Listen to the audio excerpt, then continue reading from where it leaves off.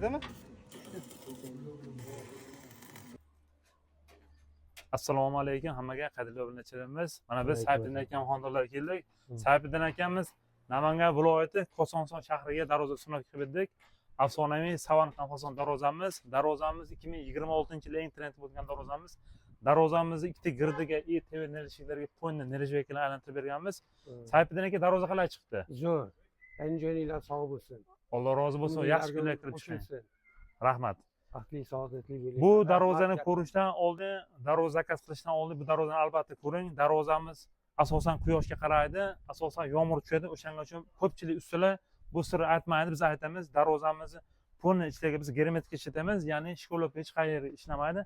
Polni aylan atrofiga germetik ishlatamiz. Germetikning xususiyati shunaqaki, suv tekkandan keyin suv shenmaydi, buchoqlardan, choklardan sizga 2 yildan keyin, 5 yildan keyin inshaalloh zang chiqarmaydi. Arzon darvoza olsangiz 2 yildan keyin, 5 yildan keyin taglari zanglab chirishi mumkin. Bizda esa bunga yechim bor. Bizga zakaz qilsangiz inshaalloh darvozamiz haqida batafsil ma'lumot beramiz. Rahmat.